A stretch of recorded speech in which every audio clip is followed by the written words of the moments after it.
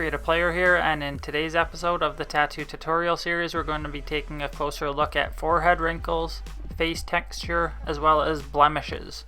So let's hop right into it and take a look first at forehead wrinkles. So I have a couple of tattoos laid out on this test fighter.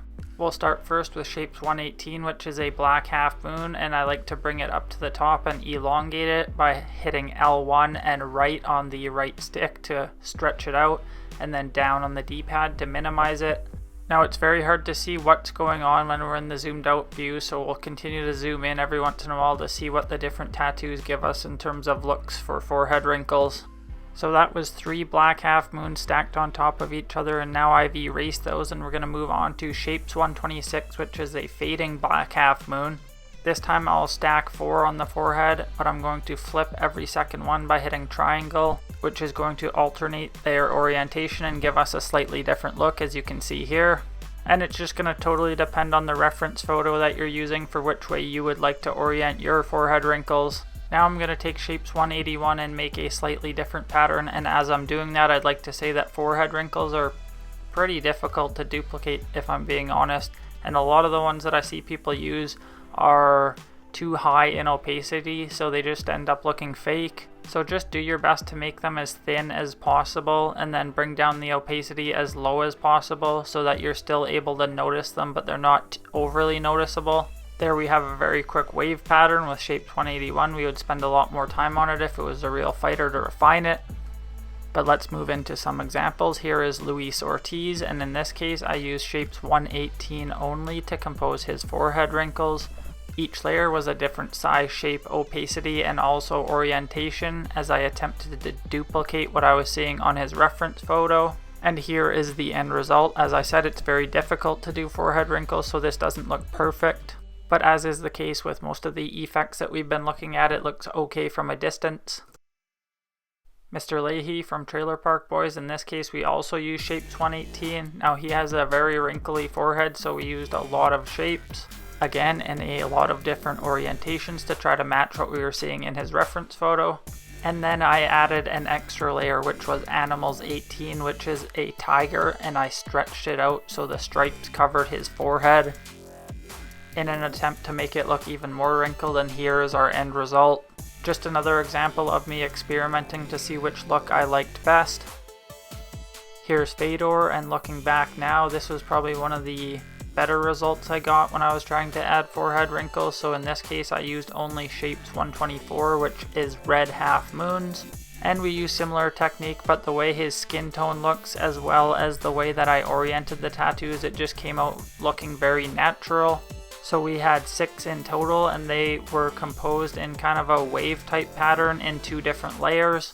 And as we get this closer look, I think it fits in pretty well with the rest of the face. I'm not sure if it was because the color was red or if it was just this face in particular. Here we have Heath Ledger's Joker. In this case I used 2 Shapes 181 for the first 2 wrinkles on the forehead, and then 1 Shapes 126 for the 3rd wrinkle. I chose the color black here because it fits in well with the eye makeup, but as I keep saying, I would encourage you guys to experiment with all the different colors and all the different tattoos to see which you like best. Let's move on to some ways that we can duplicate different face textures. When I say face textures, I mean things such as pock marks or acne or weathered skin or windburn or some things to that effect. What I like to do when I'm trying to duplicate these effects is grab random tattoos and then stretch them out across the entire face or the section that I would like to duplicate, and then bring the opacity way down so it's barely noticeable. Fantasy tattoo number 3 is what I have on there now, and it's one of my go-tos. So right now we have it on half the face, and I'm just going to bring up the opacity a bit to show you the difference between one side and the other. And now we'll move it so it covers the entire head, and then we'll go have a closer look again. So now we have a lot more busyness and definition going on in the facial area. I often like to couple this technique with the shapes at the bottom of the shape section, which are the blurry color tattoos, so I can achieve different colors on the face. And here's one other face texture tattoo I like to use, and that is Irizumi number 3, and we're just doing the same thing we did with Fantasy number 3, stretching it across the face, bringing the opacity down. Here is a case where I used both of those tattoos, so we started with the base layer of Fantasy Tattoo 3 and then did the same thing with Irizumi number 3.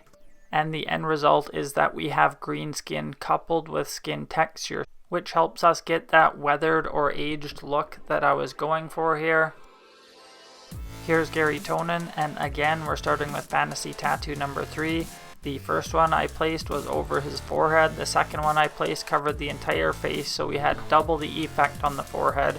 And then I went back in and placed one more on each cheek, followed by a bit of red for color, as well as Tattoo Miscellaneous number 1, which is a spider web. Again, I'm just experimenting here because in this case Gary Tonin has, I don't know if you would call it pockmarks or acne, I guess maybe just imperfect skin on his cheeks. So then we look at it closer here, and even when we're zoomed in it doesn't look overly noticeable, which is good because if we have the opacity too high we see the edges of the tattoos and it looks nothing like facial texture.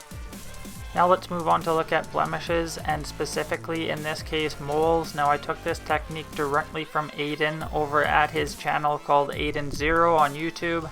So what he does is he uses Clairvaux font 9 and we're simply going to rotate it here with R2. Then we hit L1 and up on the right stick, followed by down on the D-pad to bring it down in size, and we continue to do that until we get the size that we want. It ends up kind of being a square shape, but it doesn't matter because it's going to be such a small size that it's not going to be noticeable.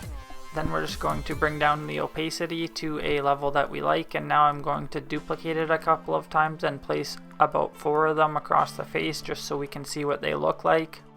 Now we're going to zoom in. There we go, we have 4 moles. In my opinion they look pretty close to actual moles.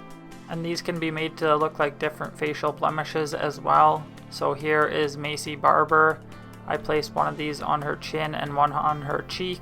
In her case, I don't actually think these were moles. They were some other sort of blemish or birthmark type thing. So the one on her chin, I layered that one with Shapes 187, which is the blurry red shape, just to fade it out and add some depth and realism. And then as I said, we had a second one on her cheek, but this one didn't require a second layer of red. And here's the end result. They look pretty natural to me. Again, keep in mind we always want to remember our opacity levels, because if we make things too dark they end up looking fake, so we want to fade them to a level where they blend in with the rest of the face. And as always, there's so many different ways to get these effects that we showed today. These are just the couple that I like to use. And that's going to be it for today's tutorial, and I believe in the next one we'll be looking at more face details, including stuff we can do around the nose, cheeks, and lips.